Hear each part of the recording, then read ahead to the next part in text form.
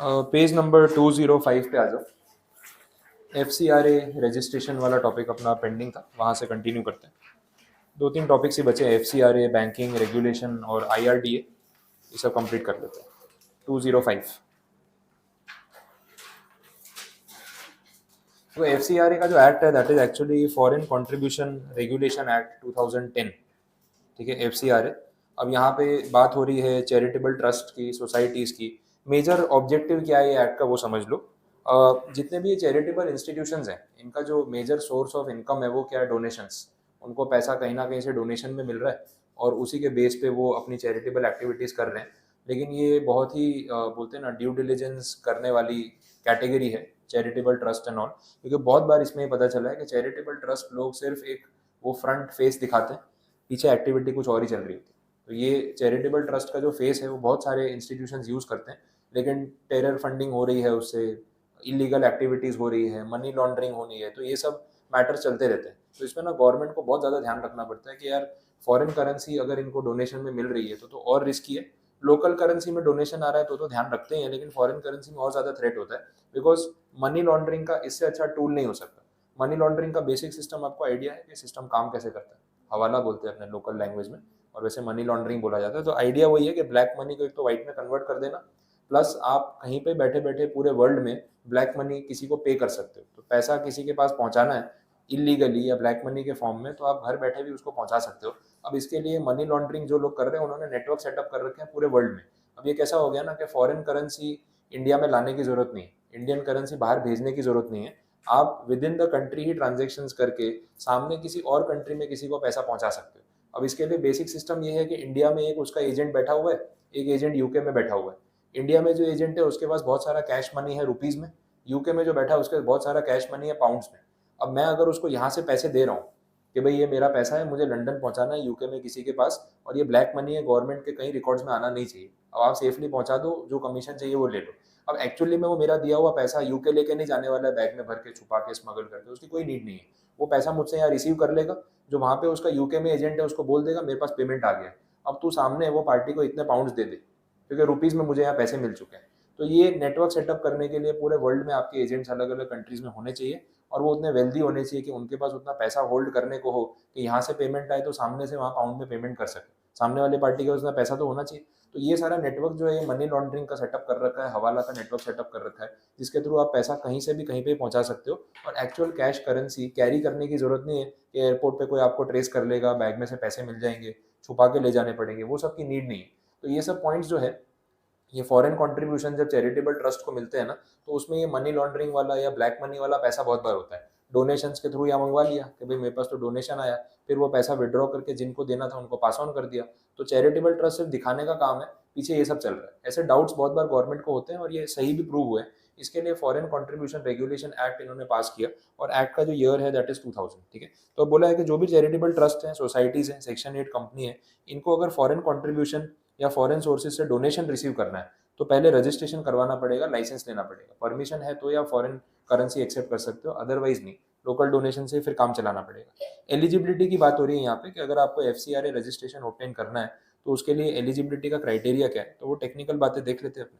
Organisation seeking foreign contribution for definite cultural, social, economic, educational or religious programs may obtain FCRA registration or receive foreign contribution through prior permission route। ये पहला option हो गया, prior permission route। For grant of registration, the association should be registered under the Societies Registration Act or Indian Trust Act or Section 8 company, इनमें से कोई भी format चलेगा। Normally be in existence for at least 3 years। 3 years का आपका experience होना चाहिए NGO वाले काम में, तभी ये अलाउ किया जाएगा। The applicant or NGO, the association will be free to choose its items of expenditure to become eligible for minimum threshold of rupees 15 lakh spent during the last 3 years। ये कुछ amount की limit रखी है कि पिछले 3 साल में आपका चैरिटेबल वर्क में कम से कम 15 लाख रुपए खर्च होना चाहिए। और कौन कौन से चैरिटेबल वर्क में खर्च करना है वो आपकी मर्जी है, वैसा स्पेसिफिक हम नहीं बोल रहे, लेकिन इतना खर्चा होना necessary. If the association wants inclusion of its capital investments in assets like land, building, other permanent structure, vehicles, equipments, etc., then the chief functionary shall have to give an undertaking that these assets shall be utilized only for the FCRA activities and they will not be diverted for any other purpose till the registration of the NGO holds। मतलब आप ये assets में investments कर रहे हो तो जो charitable trust के मैनेजमेंट में है उनको ये क्लैरिफाई करना पड़ेगा कि हम ये पैसा जो भी यूज़ कर रहे हैं, ऐसे जो असेट्स परचेज की जा रही है वो सब चैरिटेबल पर्पस के लिए हम यूज़ करते रहेंगे, और जब तक हमारा FCRA रजिस्ट्रेशन या लाइसेंस एक्टिव रहेगा तब तक ये सारी असेट्स जो है वो चैरिटेबल पर्पस के लिए यूज़ होंगी। मतलब हम इन असेट्स का कहीं पर्सनल यूज़, बिजनेस यूज़ या कोई प्रॉफिट जनरेट करने के लिए यूज़ नहीं करेंगे। तो भाई पैसा आ रहा है, उन पैसों से आप असेट खरीद रहे हो, तो असेट किस पर्पस के लिए खरीदो? चैरिटी करने के लिए, चैरिटेबल वर्क के लिए, पर्सनल बेनिफिट्स के लिए नहीं। तो ये अश्योरेंस देना पड़ेगा तभी वो आपको रजिस्ट्रेशन अलाउ करेंगे, ये बोला है। इससे ये क्लियर हो जाएगा कि पैसों का मिसयूज नहीं होगा। जो फॉरेन कंट्रीब्यूशन आएगा वो आप पर्सनल बेनिफिट के लिए यूज नहीं करोगे और चैरिटेबल पर्पस के लिए ही यूज करोगे, ये अश्योरेंस देना जरूरी है। In case a newly registered entity would like to receive foreign contribution, ऊपर बोला था कि 3 साल का एक्सपीरियंस होना चाहिए, तो कोई 3 ईयर से शॉर्टर ड्यूरेशन में अगर ये करना चाहता है तो क्या ऑप्शन है? Then the approval for a specific activity, purpose and from a specific source can be made to the Ministry of Home Affairs through the prior permission method. तो फिर आपको स्पेसिफिक परमिशन लेनी पड़ेगी मिनिस्ट्री ऑफ होम अफेयर्स से, home ministry से, उसके बाद ये हो सकता है। एलिजिबिलिटी क्राइटेरिया इसमें देख लेते, रिपीटेशन ही लग रहा है। रजिस्टर्ड होने चाहिए, स्पेसिफिक कमिटमेंट लेटर कि भाई इतना हम स्पेंड करेंगे, okay. And for Indian recipient organisation and foreign donor organisation have common members. तो ये सब क्राइटेरिया हो गए, रजिस्ट्रेशन, स्पेसिफिक अमाउंट का कमिटमेंट लेटर, और दोनों ऑर्गेनाइजेशन में कुछ कॉमन मेंबर्स होने चाहिए जहाँ से पैसा आ रहा है और जो पैसा मंगवा रहा है। तो ये सब रिस्ट्रिक्शंस है। FCRA prior permission shall be granted to Indian recipient organization subject to satisfying the following conditions. First, the chief functionary of the recipient Indian organization should not be a part of the donor organization. Okay. Chief functionary का मतलब जो उसका main head होगा उसकी बात हो रही है। दूसरा बोला, at least 75% of the office bearers और the members of the governing body of the Indian recipient organisation should not be members और employees of the foreign donor organisation. तो 75% जो है वो डिफरेंट होने चाहिए, यूनिक मेंबर्स होने चाहिए, बाकी के अगर कुछ कॉमन मेंबर्स हैं तो ठीक है। Third point, in case of foreign donor organisation being a single person और individual, that person should not be the chief functionary और office bearer of the recipient Indian organisation. मतलब ऐसा ना हो कि दोनों ऑर्गेनाइजेशन का कंट्रोलर एक ही है, चीफ फंक्शनरी एक ही है, ऐसा नहीं होना चाहिए, तो वो भी रिस्ट्रिक्शन है। In case of a single foreign donor, at least 75% of the office bearers or members of the governing body of the recipient organization should not be the family members and close relatives of the donor। कोशिश ये लोग ये कर रहे हैं कि जहाँ से पैसा आ रहा है और जिसको पैसा मिल रहा है वो लोग दोनों सेम एंटिटी ना हो, उनके मैक्सिमम मेंबर्स सेम ना हो और फैमिली मेंबर्स ना हो, ऐसा नहीं होना चाहिए। तो दोनों एंटिटीज अगर एक दूसरे से डिसकनेक्टेड है, डिफरेंट है, सेपरेट है, और फिर वो लोग एक दूसरे को फंडिंग दे रहे हैं तो वो सही है। नहीं तो अगर कॉमन मेंबर्स ही हुए मेजोरिटी और एक ही फैमिली के मेंबर हुए तो ये फिर कंट्रीब्यूशन या डोनेशन नहीं है, ये तो फंड ट्रांसफर हो रहा है और उसमें भी आप बाकी के लॉज को बाईपास करने की कोशिश कर रहे हो और कुछ नहीं है, वैसा माना जाएगा। इसलिए इतने रिस्ट्रिक्शंस यहाँ पे लगाए हुए। कंडीशन देखो, नंबर्स और परसेंटेज में स्पेसिफिक बोली है ना, तो कहीं पूछेंगे तो याद रखनी पड़ेगी, वो थोड़ा बर्डन आपके ऊपर रहने वाला है। क्राइटेरिया क्या है रजिस्ट्रेशन के लिए देखें, once an FCRA application is made in the format, the following criteria are checked before providing the registration. The person or entity making an application for registration or grant of prior permission, it is not a fictitious और बेनामी person. देखो वही आ गया कि जो भी doubts हैं उनके वो क्लियर करेंगे। भाई यहाँ पे जो पर्सन एप्लीकेशन कर रहा है रजिस्ट्रेशन के लिए वो कोई फिक्टिशियस एंटिटी या बेनामी पर्सन नहीं होना चाहिए, फेक आईडी या फेक आइडेंटिटी नहीं होनी चाहिए। हैज़ नॉट बीन प्रोसिक्यूटेड और कन्विक्टेड, ऐसे कोई चार्जेस या कोई केस चल रहा हो और वो भी रिलीजियस मैटर पे, तो प्रॉब्लम आ सकती है।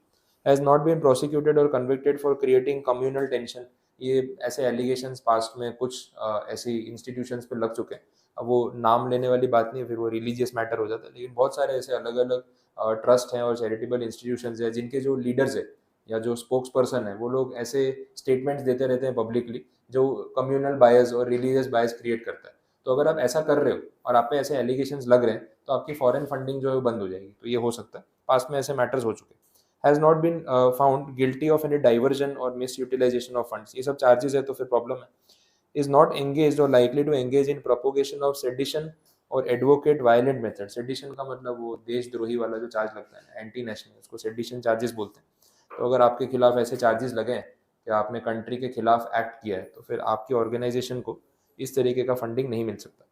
Not likely to use the foreign contribution for personal gains, वो भी नहीं होना चाहिए। not contravened any of the provision of this act. General point, has not been prohibited from accepting foreign contribution. और कहीं पे भी कोई restriction या prohibition नहीं होना चाहिए. The person being an individual, such individual has neither been convicted under any law for the time being in force, nor is any prosecution for any offence pending against him. तो ना कोई आपके खिलाफ कोई case चल रहा है, ना कोई केस पेंडिंग है, ना कहीं पे कन्विक्ट हुआ है, ऐसा कुछ नहीं होना चाहिए. अगर है तो रिस्ट्रिक्शन आ जाएगा. The person being other than individual, any of its directors, office bearer, मतलब जो पैसा रिसीव कर रहा है, जो एप्लीकेशन कर रहा है, वो कोई ट्रस्ट है या सेक्शन 8 कंपनी ऐसा कुछ है, तो उसके डायरेक्टर और ऑफिस बेरर्स के खिलाफ अगर कोई केस चल रहा है तो भी एप्लीकेशन रिजेक्ट हो सकती है, ये पॉसिबिलिटी है.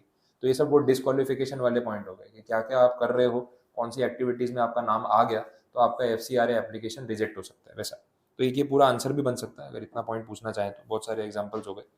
The acceptance of foreign contribution by entity or person is not likely to affect prejudicially sovereignty and integrity of India, security of the state, public interest, freedom of fairness of election to any legislature. Election की बात भी कर the specific. ये सब election के time पे ना पैसे बहुत घूमते हैं ना, वो गाड़ियों में कैश भर भर के लेके जा रहे होते हैं, ये सब होता ही है. और बहुत बार पकड़े भी जाते हैं. और कितनी बार क्या है ना, वो गवर्नमेंट अथॉरिटी या जो पुलिस अथॉरिटी या इलेक्शन कमीशन वाले हैं ना, वो रूलिंग पार्टी अपोजिशन पार्टी सबकी एक एक गाड़ी पकड़ लेते हैं और न्यूज़ में दिखा देते हैं कि हमने एक्शन लिया और इनकी गाड़ी में इतने पैसे मिले, ये हुआ वो हुआ. वो सिर्फ दिखाने के लिए होता है कि भाई जितने पैसे पकड़े हैं ना उसके तो 100 गुना पैसे घूम रहे होंगे, लेकिन वो सब कुछ ट्रेस नहीं होता. बिकॉज इलेक्शन कैश के बिना नहीं हो सकता, और वो कैश सारा वाइट मनी नहीं हो सकता, ये पॉसिबल ही नहीं है. बिकॉज इलेक्शन में वोट जीतने के तरीके अलग अलग है. वो सीधा सीधा हिसाब नहीं है कि आपने अच्छा काम किया, लोगों ने आपकी तारीफ की, आपको वोट दे दिया, ऐसा होता ही नहीं है. बोलते हैं ना, जिसको जिस तरीके से कन्विंस किया जा सकता है उसको वैसे ही कन्विंस करते हैं. और स्पेशली आप रूरल एरियाज में जाओगे या उस पॉपुलेशन को टारगेट करोगे जो पढ़ी लिखी नहीं है, तो उनको ना उनका सोचने का तरीका पूरा अलग है. और इलेक्शंस के टाइम पे पॉलिटिकल पार्टीज आपके माइंडसेट का ही यूज करते हैं. तो वो टारगेट ऑडियंस अलग अलग है उनकी. अपने जैसे जो लोग हैं, जो एक तो पढ़े लिखे हैं, जो सोशल मीडिया फॉलो करते हैं, पब्लिक लाइफ में है, हमें टारगेट वहाँ से किया जा रहा है. तो आपको सोशल मीडिया पे इनकी बातें मिल जाएंगी, ये लोग मिल जाएंगे, तो वहाँ पे वो मैसेज आपको व्हाट्सएप पे पहुँचा पहुँचा के कन्विंस कर रहे हैं. अच्छा, गाँव के जो लोग हैं, जो एक तो पढ़े लिखे नहीं है, अब मेजोरिटी पॉपुलेशन है ऐसी जो विलेज में रह रही है और जो एजुकेटेड नहीं है, तो उनकी नीड्स और आपकी नीड्स में फ़र्क है ना. तो उनकी नीड्स को टारगेट किया जाता है. कितनी जगह पे ऐसा होता है ना, वो फ्री में गैस सिलेंडर दे दिया ना, वोट मिल गया. 500 रुपये कैश बांट दिया ना, वोट मिल गया. वो लोग ये उनके घर में राशन भरवा दिया एक बार का, कुछ अनाज पहुंचा दिया मुफ्त में, तो बोले हाँ ये पॉलिटिकल पार्टी, ये लीडर अच्छा है, देखो फ्री में राशन दिया. उनकी सोच वैसी है ना. वो एक तो इतने गरीब है, ऊपर से पढ़े लिखे नहीं है, और उनकी नीड्स कैसी है ना कि आज शाम का खाना बनेगा या नहीं बनेगा पता नहीं. तो अगर 2-4 दिन का राशन किसी ने पहुंचा दिया ना, तो बोले भगवान के बराबर है, इसको वोट दे दो. ऐसे करके भी वोट निकलवाते हैं. अब इसके लिए पैसा चाहिए. अब वो पैसा सारा व्हाइट मनी तो हो नहीं सकता कि पॉलिटिकल पार्टी अपने बैंक अकाउंट से विड्रॉ करके कैश बांट रही है. ये सारा इलीगल फंडिंग कहीं ना कहीं से रोटेट होता रहता है. तो इसलिए इन चीज़ों को थोड़ा सा स्ट्रिक्ट रखना बहुत ज़रूरी है. बट इलेक्शन के टाइम पे क्या होता है ना, वो रूलिंग गवर्नमेंट को पैसों की ज़रूरत है, ऑपोजिशन को भी ज़रूरत है.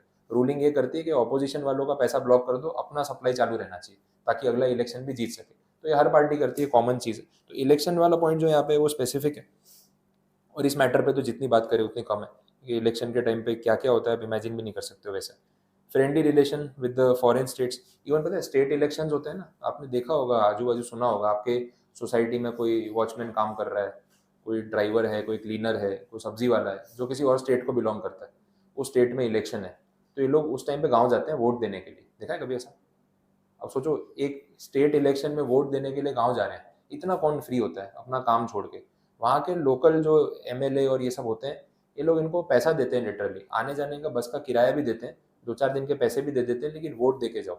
अब कोई भी एक पर्टिकुलर स्टेट का एग्जांपल ले लो, सपोज यूपी में इलेक्शन है, तो यूपी के सारे लोग यूपी में तो रहते नहीं है, अलग अलग स्टेट में फैक्ट्रीज में काम कर रहे हैं, कोई और सिटी में काम कर रहे हैं, कितने अलग अलग इंडस्ट्रीज में काम कर रहे हैं. ये सब अलग अलग जगह से यूपी जाते हैं वोट देने के लिए. या बिहार में इलेक्शन है तो वहाँ जाते हैं वोट देने के लिए. स्पेशली एक बार से वोट करने के लिए इनको बुलाया जाता है. आने जाने का बस का किराया भी वहाँ से उनको स्पॉन्सर हो जाता है, और वोट देने आने के पैसे मिलते हैं, कुछ खाने पीने की चीज़ें मिल जाएंगी, कुछ सामान मिल जाएगा, वो सब अलग है. तो उनको पता है कि वोट देने जाऊंगा ना तो मेरा फायदा है, उल्टा यहाँ जितना काम का नुकसान हो रहा है उतना वहाँ से कहीं ना कहीं से इन कैश इन काइंड मुझे बेनिफिट हो जाएगा. तो स्पेशली यहाँ से वहाँ तक जाते हैं सिर्फ वोट करने के लिए, और 2-4 दिन गाँव में रुकने का मौका भी मिल जाता है. तो घर वालों को मिल के भी आ गए, खर्चा भी नहीं लगा आने जाने का, कुछ पैसे भी मिल गए. इतना इनके पीछे भागते हैं लोग एक वोट निकलवाने के लिए. सोचो वैल्यू कितनी है, क्योंकि वो वोट के काउंट से कहीं ना कहीं फर्क पड़ने वाला है. तो ऐसा नहीं है कि फर्क नहीं पड़ता. तो एक एक चीज़ को इस तरीके से ट्रेस किया जाता है. अब ये फंडिंग कहाँ से आ रही है, सोचने वाली बात है. इतना पैसा कौन खर्च कर रहा है कि आपको एक शहर से दूसरे शहर बुला के आने जाने का खर्चा भी दे रहे हैं, खाने पीने का खर्चा भी दे रहे हैं, और आप एक वोट दे दो. तो वोट की वैल्यू कितनी है और उसके पीछे पैसा कितना खर्च हो रहा है वो यहाँ से पता चल रहा है। आगे देख लो। ठीक है, friendly relation with foreign states, harmony between religious and other caste and community, ये सब अगर अफेक्ट होगा ना तो फिर वो आपको लाइसेंस नहीं प्रोवाइड करेंगे, वो इम्प्लाइड है। Acceptance of foreign contribution shall not lead to incitement of an offence, इससे आप ऑफेंस करने के लिए आप पैसा खर्च कर रहे हो, इंसाइटमेंट मतलब वो ऑफेंस के लिए किसी को एनकरेज करना, इम्प्लीमेंट करना, वो नहीं होना चाहिए। किसी की लाइफ को, सेफ्टी को डेंजर नहीं होना चाहिए, अगर ऐसा है तो फिर रिस्ट्रिक्शन रहेगा। अगर एफ के नाम पे पैसा चाहिए तो आपको स्पेसिफिकली जो बैंक बोली वहाँ पे अकाउंट ओपन करना पड़ेगा, और अकाउंट कौन सा है, SBI। ठीक है, SBI बैंक मेन ब्रांच जो न्यू दिल्ली में है, वहाँ पे आपको FCRA अकाउंट ओपन करवाना पड़ेगा। तो वैसे ही प्रॉब्लम कम होगा, पैसे आएंगी तो ये सब होगा ना। ठीक है, नेक्स्ट। इसके लिए फॉर्म नंबर दे रखा है, वेबसाइट दे रखी है जिस पे आप अप्लाई कर सकते हो। एक यूनिक आईडी ऑब्टेन करना पड़ेगा, उसको दर्पण आईडी बोला जा रहा है, नीति आयोग का पोर्टल है। सारे नाम हिंदी में कर दिए तो ऐसे वर्ड मिलते रहते हैं। Any association wishing to receive foreign contribution must have a definite cultural, economic, educational, religious or social program for the benefit of the society। ठीक है।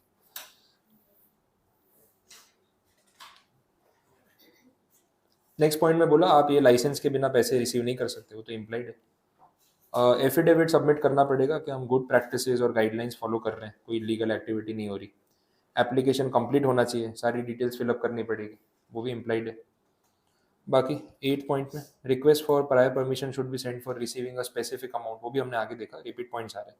और डॉक्यूमेंट्स क्या क्या अपलोड करने हैं उसकी लिस्ट दे रखी है, वो आप देख सकते हो। तो ये सारे पॉइंट्स हैं। और फीस पे करनी पड़ेगी 10,000 rupees online for application purpose. ठीक है, तो FCRA वाला पार्ट हो गया। आगे देखते हैं बैंकिंग अथॉरिटी, पेज नंबर 216 पे है।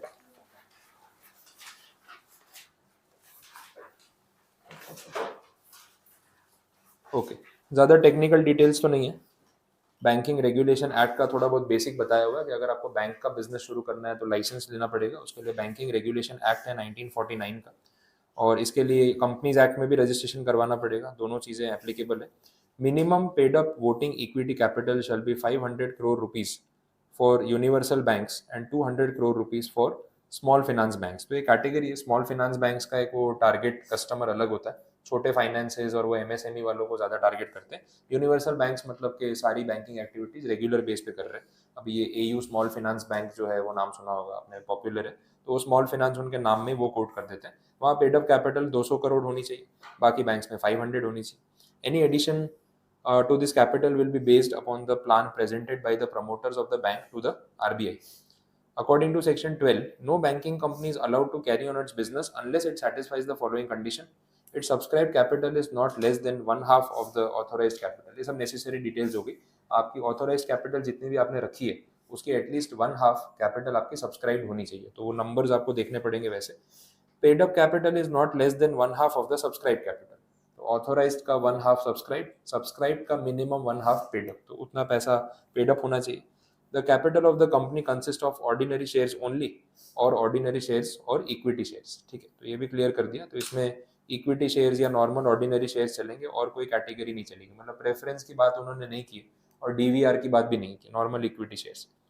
No person holding shares in banking company shall have voting rights of about 10% of total voting rights of all the shareholders। तो किसी के पास भी 10% से ज़्यादा वोटिंग राइट्स इंडिविजुअली नहीं होने चाहिए। Every managing executive of the bank needs to disclose to the RBI the extent and the amount of a shareholding in the form. ठीक है, तो होल्डिंग कितना है वो डिस्क्लोज करना पड़ेगा, नेसेसरी हो गया। इसके बाद आया section number 22, details on licensing of banking companies. First point, no company shall carry on banking business in India unless it holds a licence. Main word वही है लाइसेंस, और ये RBI इशू करती है, इम्प्लाइड सी बात होगी। सेकेंड पॉइंट में, every company before commencing banking business shall apply in writing to RBI for licence, फिर से रिपीट कर दिया सेम बात। Third point, before granting any licence the RBI may require to be satisfied by an inspection of the books of the company or otherwise that the following conditions are fulfilled। देखते हैं पहले point में, that the company is or will be in a position to pay its present or future depositors in full as their claims approve. Financially stable होनी चाहिए company. That the affairs of the company are not being conducted in a manner detrimental to the interest of the depositors. General character of the proposed management will not be prejudicial to the public interest, तो जो management कर रहे हैं उनका behaviour वैसा होना चाहिए कि वो डिपॉजिटर्स के अगेंस्ट ना जाए, पब्लिक इंटरेस्ट में वो काम करते रहे। The company has adequate capital and earning prospects, कमाई होती रहेगी। अभी वो यूएस में देखा आपने, बैंकिंग सेक्टर में अभी यही मैटर सब चल रहे हैं ना, वो एसवीबी बैंक जो है वो कोलैप्स हो गई और ऑलमोस्ट बंद होने के उस पर आ गई है। तो उसका रीज़न वही है कि बैंकिंग पॉलिसीज उन्होंने ठीक से फॉलो नहीं की। गवर्नमेंट बॉन्ड्स में पैसा इन्वेस्ट कर दिया शॉर्ट टर्म बोरोइंग्स कर करके, अब मार्केट में थोड़ा सा ट्रबल हुआ तो सब लोग पैसा वापस मांगने आ गए। अब इन्होंने बॉन्ड्स में पैसा इन्वेस्ट कर दिया लॉन्ग टर्म के लिए और बोरोइंग किया था शॉर्ट टर्म, तो कैलकुलेशन ही गलत है ना। शॉर्ट टर्म बोरोइंग करोगे तो पैसा वापस भी तो करना है, इन्वेस्ट कहाँ जाके कर दिया लॉन्ग टर्म में, और वहाँ से पैसा वापस ही नहीं आएगा तो फंड्स रीपे कैसे करोगे। अच्छा, इन्वेस्टमेंट कर रहे हैं वो लोग स्टार्टअप्स में, तो एक जो बैंकिंग का बेसिक होता है कि आप मनी बोरो कर रहे हो तो आपको लेंडिंग करना है, तो अलग अलग टाइप के लोन्स देने हैं, रिटेल लोन्स है, कॉर्पोरेट लोन्स है, बिजनेस लोन्स, एजुकेशन लोन्स, जहाँ से पैसा रेगुलर ईएमआई के फॉर्म में वापस आता रहेगा। इस बैंक ने क्या किया, जितना पैसा बोरो किया था मेजोरिटी उन्होंने स्टार्टअप्स को फंड कर दिया। अब स्टार्टअप्स को फंड कर दिया है तो वो लोग तो शॉर्ट टर्म में रीपे करने वाले नहीं है। अब जब पैनिक सिचुएशन आ गई तो बैंक में जो डिपॉजिटर्स थे उन्होंने बोला पैसा वापस दो, ये बोल रहे हैं हमारे पास पैसा नहीं है, आधा गवर्नमेंट बॉन्ड में पड़ा है, आधा स्टार्टअप्स को दे रखा है, हाथ में पैसे ही नहीं और रेगुलर सोर्स ऑफ इनकम ही नहीं, तो पूरा ना मिस कैलकुलेशन कर दिया। मतलब बैंकिंग के नाम पे वो एक प्राइवेट इक्विटी इन्वेस्टमेंट फर्म या वेंचर कैपिटल फर्म चला रहे हैं, तो कंसेप्ट ही पूरा गलत हो गया। तो फंडामेंटल्स रॉन्ग होंगे, वो कोलैप्स होने ही वाला है। अब मजाक तो हिंडनबर्ग वालों का उड़ा रहे हैं, बोले तुम अदानी के पीछे पड़े हो, अपनी बैंकों पे ध्यान नहीं दे रहे। तो एसवीबी बैंक का तो आ ही गया, एक और बैंक है उसका भी मैटर आया, तो 2-3 बैंक यूएस में ऐसी आ गई जिनकी ये कंडीशन है, तो वहाँ का रिसर्च फर्म उनके खुद की बैंक्स पे रिसर्च ना करके दूसरी कंपनीज पे रिसर्च कर रहा है। तो बोल रहे हैं कि यार तुम खुद ही अपने कंट्री में क्या हो रहा है वो नहीं देख रहे और यहाँ पे रिसर्च करके इंडिया में स्टॉक मार्केट खराब कर रहे हो, तो वो सब मैटर्स अभी चल रहे हैं। तो बैंकिंग बिजनेस में ये सब चीज़ों का ध्यान रखना बहुत जरूरी है। अपने यहाँ इंडिया में जो येस बैंक में हालत हुई थी वही अभी एसवीबी वालों की हो रही है, और उसमें भी अब बहुत सारे बैंक्स को बोला जा रहा है कि आप लोग इन्वेस्ट करो और इनको बचा लो। आगे देखते हैं। नेक्स्ट पॉइंट में बोला पब्लिक इंटरेस्ट सर्व होना चाहिए, रिपीटेशन वापस। Having regard to the banking facilities available in the proposed principal area of operations, the potential scope for expansion of banks already in existence in that area, and other relevant factors, the grant of license would not be prejudicial to the operation and consolidation of the banking system, which is consistent with the monetary stability. मतलब इस bank को licence देने से बाकी banking system जो existing है उसको कोई थ्रेट नहीं होगा और जो मॉनेटरी पॉलिसीज हैं वो स्टेबल रहेंगी, तो ये लाइसेंस देना चाहिए। Any other condition, general point हो गया, ठीक है। और लास्ट में सब सेक्शन 3A में वही बुक्स ऑफ अकाउंट्स का इंस्पेक्शन, इतना रिपीटेशन कर रहे हैं, एक पेज का शॉर्ट नोट है उसमें भी आधे पॉइंट्स रिपीट हो रहे हैं, ठीक, जाने दो। IRDA की बात हो रही है, ये इंश्योरेंस सेक्टर की बात कर रहे हैं। अब इंश्योरेंस में जो एक्ट एप्लीकेबल है, एक इंश्योरेंस एक्ट है 1938 का, एक IRDA का एक्ट है 1999 का, और ये दोनों के हिसाब से हमें यहाँ पे देखना है। IRDA का एक्ट 99 में आया था, उसके रेगुलेशंस जो है वो 2000 में आए थे और ये एप्लीकेबल हो जाएंगे। तो IRDA रेगुलेटरी अथॉरिटी है, वो इंश्योरेंस बिजनेस को रेगुलेट करती है, वैसे बोला। टर्म्स एंड कंडीशंस ही बताई हुई है। Classes of insurance business for which the requisition for registration में बी मेड, कौन कौन से टाइप के इंश्योरेंस बिजनेस होते हैं। फर्स्ट बोला लाइफ इंश्योरेंस, दूसरा जनरल इंश्योरेंस, जनरल इंश्योरेंस में जैसे कार इंश्योरेंस आ गया, fire insurance, theft insurance, other than life and health, तो वो कैटेगरी है। Third health insurance business exclusively है, मेडिक्लेम वाला। एक होता है री इंश्योरेंस, इसका कुछ आइडिया है क्या, री इंश्योरेंस किसे बोलते हैं, नहीं पढ़ा। इंश्योरेंस का इंश्योरेंस करवाना, दैट इज री इंश्योरेंस। तो अगर मैंने आपकी कंपनी का इंश्योरेंस किया है और बहुत बड़ा अमाउंट का क्लेम हो सकता है, अब मुझे डर लग रहा है कि यार मैंने इंश्योरेंस कर तो दिया, कहीं क्लेम मांगने आ गई तो इतना पैसा कहाँ से लाऊंगा, तो मैंने उस इंश्योरेंस को आगे किसी से इंश्योर करा दिया, मतलब मेरे ऊपर जो लायबिलिटी आई मैंने वो लायबिलिटी किसी के साथ बांट ली, ऐसा होता है। अब 500 करोड़ रुपीज़ की इंश्योरेंस पॉलिसी ली आपने, मैंने प्रीमियम तो ले लिया आपसे, अब कल को क्लेम आ गया तो 500 करोड़ देने पड़ेंगे ना, मुझे डर लग रहा है कि यार बहुत बड़ा रिस्क हो जाएगा, तो मैं 500 करोड़ का क्लेम किसी और को आगे इंश्योरेंस फॉरवर्ड कर दूंगा कि इसमें से 100 करोड़ 200 करोड़ का बर्डन आप ले लो और जो प्रीमियम आ रहा है मैं उसमें से प्रपोर्शन भी दे दूंगा, तो दैट इज री इंश्योरेंस। तो इंश्योरेंस का भी इंश्योरेंस करवाया जाता है, ऐसा पॉसिबल होता है। तो ये सब चीज़ों के लिए लाइसेंसिंग की जरूरत पड़ेगी। Applicant shell make a requisition for registration application under the given regulation either for the following categories, who can not apply for registration under IRDA, तो ये रिस्ट्रिक्शंस हो गए, ठीक है। अब इजी पॉइंट बोल दिया इसमें, बोला कि आपकी एप्लीकेशन या तो रिजेक्ट हो चुकी है या आपने खुद ही विड्रॉ कर ली, तो फिर अप्लाई ना करने की तो बात ही नहीं हुई ना, इम्प्लाइड हो गया। Where the foreign investors or Indian promoters of the existing venture have exit for any reason at any time during the preceding 2 financial years from the date of the requisition for registration application, तो ये last 2 साल में अगर आपके promoters या आपके foreign investors ने आपकी कंपनी से एग्जिट किया है तो फिर वो उसकी इंक्वायरी होगी पहले, ऐसे आपको अलाउ नहीं करेंगे, इसलिए एप्लीकेशन करने के लिए मना कर रहे हैं। ये खुद प्रमोटर ही अगर पीछे हट रहे हैं तो फिर बिजनेस में कुछ रिस्क हो सकते हैं। Where application for registration has been rejected by the authority और withdrawn by the applicant for any reason at any time during the preceding 2 financial years. तो एक बार आपकी एप्लीकेशन या तो लास्ट 2 साल में रिजेक्ट हुई है या आपने खुद विड्रॉ की है, तो समझो नेक्स्ट 2 साल तक आप अप्लाई नहीं कर पाओगे, उसके बाद एप्लीकेशन करना पड़ेगा। तो एक वो ब्रेक आ गया उसके अंदर 2 ईयर्स का, वैसे बोल दिया। Certificate of registration has been cancelled, आपको पहले रजिस्ट्रेशन दिया था, कैंसिल कर दिया। एप्लीकेशन अगर आप कर रहे हो ना, तो वहाँ पे आपकी कंपनी के नाम में इंश्योरेंस या अश्योरेंस वर्ड्स होने चाहिए, नहीं होंगे तो अलाउ नहीं करेंगे। पता चलना चाहिए ना कि बिजनेस किस चीज़ का है। अच्छा, अब प्रोसीजर बताया हुआ है, टाइम लिमिट्स, डॉक्यूमेंट्स, ये सब चीज़ें आएंगी, रेगुलेशंस के हिसाब से देख लेते हैं। फॉर्म जो है that is IRDAI R1 form है, ठीक है, तो ये फॉर्म का नाम है, अंडरलाइन करके रख लेना, बाकी सेंटेंसेस तो पता चल जाएंगे।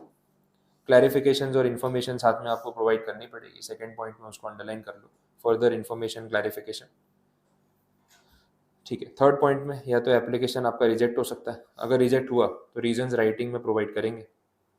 अगर आप अग्रीव्ड हो इस डिसीजन से तो आप अपील करने जा सकते हो सिक्योरिटीज अपेलेट ट्रिब्यूनल में, टाइम लिमिट दे रखी है 30 डेज। डॉक्यूमेंट्स की लिस्ट पढ़ोगे तो भी पता चल जाएगी, उस पर टाइम वेस्ट नहीं करते। फर्दर इन्फॉर्मेशन और क्लैरिफिकेशन में भी वही है, डॉक्यूमेंटेशन की लिस्ट और फॉर्म नंबर, स्पेसिफिक पॉइंट्स नहीं है। इसके बाद देख लो नेक्स्ट पेज पे कुछ मॉनेटरी लिमिट्स दे रखी है, ये देख लेते हैं।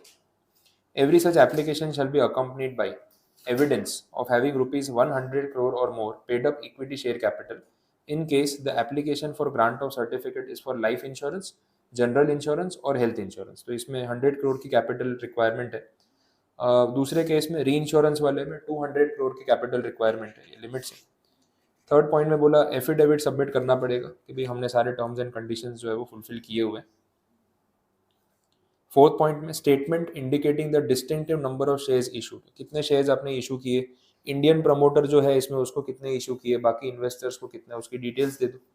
फिफ्थ पॉइंट में अगेन एफिडेविट आया by the MD CEO whole time director of the Indian promoter and the foreign investor of the applicant certifying that the holding foreign paid up equity capital referred to in the given section and clause is calculated in accordance with the rules and regulations and does not exceed 49% of the total paid up capital of the applicant company। ये FDI वाले rules हो गए कि insurance sector में 49% FDI है, तो foreign partner का 49% से ज़्यादा शेयर्स नहीं होना चाहिए। तो जितनी भी इंश्योरेंस कंपनीज इंडिया में काम कर रही है उसके अंदर कोई ना कोई फॉरेन पार्टनर है वैसा, तो उस हिसाब से बोला ये। तो आपको डिक्लेरेशन देना है एफिडेविट के फॉर्म में, और साइन होना चाहिए। अगर LLP वाला सिस्टम है तो डेजिग्नेटेड पार्टनर का इम्प्लाइड बात है। F पॉइंट में बोल रहे हैं इन case of their being a foreign investment in the applicant and affidavit bye the MD CEO और द होल टाइम डायरेक्टर, वापस से सेम पॉइंट आ रहा है, वो सेंटेंस सेम ही, आगे बढ़ते हैं उसमें क्या बोला है। Okay, Indian owned and controlled as amended from time to time, उसमें ऐसा बोल रहे हैं कि आपका होल्डिंग जितना भी है इस कंपनी में इंडियन पार्टनर का, उसमें अगर कोई चेंजेस होते हैं, वो कम होता है, बढ़ता है, तो आपको इसका एफिडेविट जो है वो टाइम टू टाइम अपडेट करके देते रहना पड़ेगा, ये बोल दिया। तो ठीक है, फॉलो कर लेंगे। Where the FDI is more than 26% of the a certified copy of the approval given by FIPB in accordance with the Indian Insurance Companies Rules 2015, 26% से ज़्यादा और 49% से कम अगर इस रेंज में है तो FIPB एक अथॉरिटी है, इनसे आपको अप्रूवल लेना पड़ेगा और उसके बाद आप एप्लीकेशन कर सकते हो। प्रोस्पेक्टस की डिटेल दे दो, उसके बाद a certified copy of the standard forms of the insurer and the statements of the assured rates, advantages, terms and condition, मतलब आप पॉलिसीज क्या क्या प्रोवाइड करने वाले हो उसकी डिटेल दे दो ताकि पता चले कि आपको लाइसेंस देना है कि नहीं देना है। एक्चुअरी का सर्टिफिकेट होना चाहिए इसमें, वो अंडरलाइन कर लेना। एक्चुअरी क्या होता है मैंने आपको बताया था, इंश्योरेंस पॉलिसीज ड्राफ्ट करने का काम ये लोग करते हैं, कैलकुलेशन वाला पार्ट, तो उनका सर्टिफिकेट होगा तो उससे अश्योरेंस हो जाएगा कि पॉलिसी सही से बनी। नेक्स्ट पॉइंट में बोल रहे हैं memorandum of understanding between the Indian promoters and the foreign investors, ठीक है। MOU या शेयर होल्डर्स अग्रीमेंट या उनके क्या टर्म्स एंड कंडीशंस पे अग्रीमेंट हुए, वो डिटेल्स आप प्रोवाइड कर दो ताकि बीच बाद में उन पर कोई डिस्प्यूट ना हो जाए। एक फीस पे करनी है नॉन रिफंडेबल 5 लाख रुपए लाइसेंस के लिए। फिर बोला सर्टिफिकेट चाहिए प्रैक्टिसिंग CA CS कि भाई सारी रिक्वायरमेंट जो पैसों को लेके वो पूरी हो गई है। एनी अदर इन्फॉर्मेशन और भी कोई डिटेल चाहिए तो बता देंगे।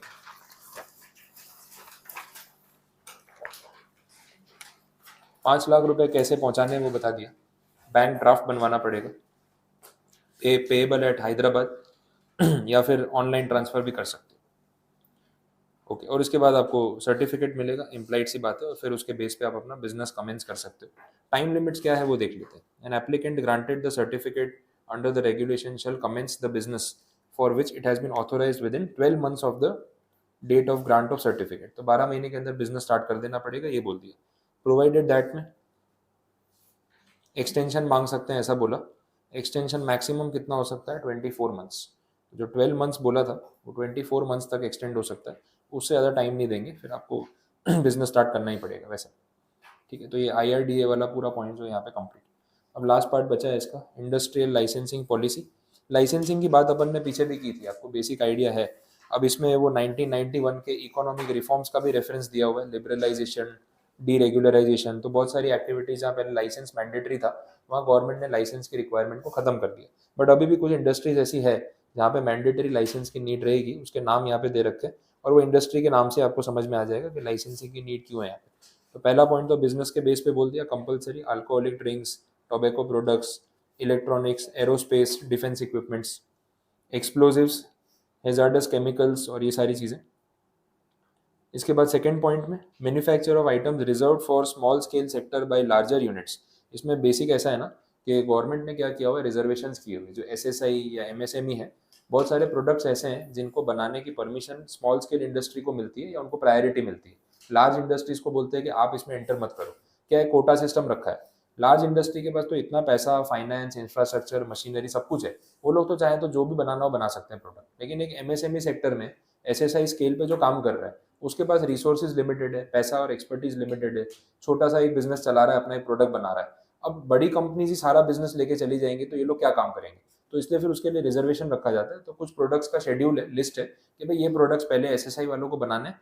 अगर लार्जर कंपनीज को ये बनाने होंगे तो पहले हमसे परमिशन लेनी पड़ेगी, लाइसेंस लेना पड़ेगा, उसके बाद ही बना सकते हैं। तो ऐसा रिजर्वेशन सिस्टम रखा है।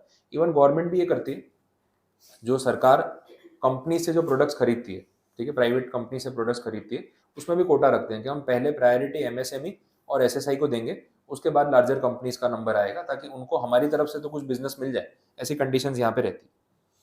ठीक है, तीसरे पॉइंट में when the proposed location attracts locational restrictions, वो हो सकता है लोकेशन का रिस्ट्रिक्शन जो है वो डिपेंड करेगा कि आप रेसिडेंशियल जोन के कितने किलोमीटर्स में ये सब फैक्ट्री सेटअप नहीं कर सकते। तो अगर आप फैक्ट्री सेटअप कर रहे हो, भले उस डिस्टेंस से आगे जाके कर रहे हो, बट लाइसेंस लेने के बाद ही आप सेटअप करो, ताकि उनको ये अश्योरेंस हो जाए कि प्रॉब्लम नहीं आएगी।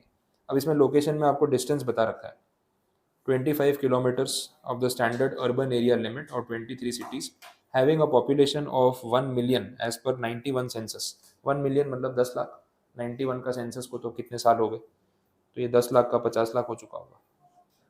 ठीक है,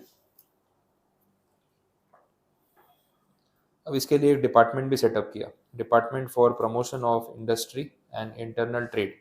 इसका एक पोर्टल भी सेटअप किया, तो इसके ऊपर आप ये लाइसेंसेस जो है वो ऑनलाइन अप्लाई करके उसके क्लियरेंसेस ले सकते हो। बेसिक आइडिया वो है। और इसके लिए आपको मेमोरेंडम फाइल करना पड़ेगा, उसके बेस पे लाइसेंस मिलेगा। प्रोसीजर बता दिया। ठीक है, एक बार लाइसेंस ऑब्टेन कर लिया आपने, उसके बाद एलिजिबल हो जाओगे ये सारा बिजनेस करने के लिए। लाइसेंसेस बाकी के जो होते हैं वो फिर इसके बेस पे मिल सकते हैं। तो ये बेसिक है, सबसे पहले आपको यही लाइसेंस लेना पड़ेगा, ऐसा बोला है। और ये जो मेमोरेंडम सबमिट करने की बात हो रही थी ना, उसकी डिटेल पीछे समझाइए, वो समझ लो। All industrial undertakings which are exempted from requirements of licensing under the act and having an investment in plant and machinery of rupees 50 crore and above, turnover of rupees 250 crore and above, including existing units, new undertakings, new articles, may file this memorandum in the given prescribed format. This is filed online by filing details as per the given part through the portal. तो बोले आपके लिए licence लेना necessary नहीं होगा, suppose पीछे exemption है, but आपका टर्नओवर, प्लांट एंड मशीनरी में इन्वेस्टमेंट अगर इस लिमिट से ज़्यादा है, तो ये मेमोरेंडम आपको ऑनलाइन इनकी वेबसाइट पे फाइल करना पड़ेगा। इतना कंप्लायंस तो कर ही सकते हैं, भले लाइसेंस की नीड नहीं है, चलेगा। और लास्ट पॉइंट में वही बोला कि ये सब जो प्रोसेस है पहले फिजिकल पेपर में होता था, अब इसको ऑनलाइन कर दिया, और ये रिसेंटली हुआ है 30 मार्च 2021 से। तो अब वेबसाइट पे जाके ये सारा काम करना है, पहले फॉर्म भरना पड़ता था। बस उतना बता दिया और कुछ नहीं। लाइसेंसिंग और मेमोरेंडम वाला पॉइंट यहाँ पे कंप्लीट। ठीक है, तो चैप्टर नंबर 13 अपना इसके साथ पैकअप। बस आज के लिए इतना रखते हैं।